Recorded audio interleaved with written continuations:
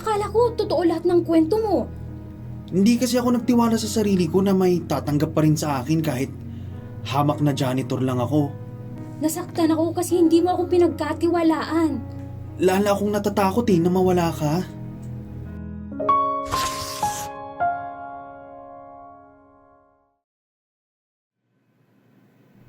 Marlene,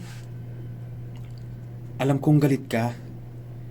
Hindi ko na rin alam kung paano ko haharapin to Pero salamat sa pagkakataon na binigay mo para ipaliwanag ko ang sarili ko sa'yo. Hindi ako galit, Kent. Hindi ko lang maintindihan. Bakit kailangan mong magsinungaling? Akala ko totoo lahat ng kwento mo. Akala ko totoo yung tungkol sa trabaho mo, sa opisina, sa team mo. Pero lahat ng yun, gawa-gawa mo lang pala. Marlene, natakot lang ako. Simula pa lang kasi pakiramdam ko, alam mo yung hindi ako sapat sa'yo? Hindi ako sapat para sa'yo na ito lang yung trabaho ko. Guru ka, matalino, maayos sa buhay.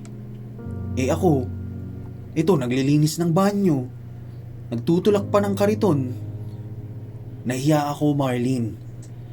Natakot akong talikuran mo kung sinabi ko yung totoo. Kent, hindi ako nasaktan dahil sa trabaho mo. Nasaktan ako kasi hindi mo ako pinagkatiwalaan. Pinili mong suotin ang kwento na gusto kong marinig, hindi yung totoong ikaw. Tama ka naman. At alam ko na mali yung ginawa ko. Araw-araw kong gustong sabihin yun, Marlene. Pero bawat titig mo sa akin, lala akong natatakot na mawala ka. Sobrang mahal kita, Marlene. Pero mukhang hindi sapat yung pagmamahal kung may kasamang kasinungalingan. Tahimik akong umalis ng araw na yun, Kent. Hindi dahil ayoko na sa'yo. Kundi dahil kailangan kong tanungin ang sarili ko kung talagang totoo ka ba talaga sa akin. Ngayon sabihin mo sa akin, kung wala kang itinago, sa tingin mo ba mawawala ako? Hindi.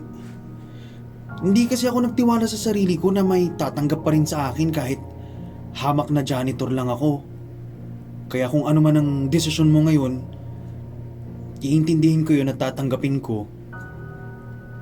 Hindi ako mawawala, Ken. Pero kailangan nating magsimula sa katotohanan. Dahil kung talagang mahal mo ko, harapin mo ako bilang ikaw. Hindi bilang kung sinong iniisip mong gusto kong mahalin. Ito ako, Marlene. Wala nang kwento. Wala nang pagtatago. Kung tatanggapin mo pa rin ako, ipapangako ko kung hindi na muling mawawala sa akin ang tapang na magsabi ng totoo. Tumayo ka na nga dyan. Basa ka na, oh. Simula ngayon, magsimula tayo sa isang bagay na totoo. Magsabi na tayo ng mga katotohanan.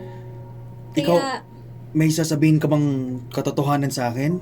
oo, gusto ko na rin maging totoo.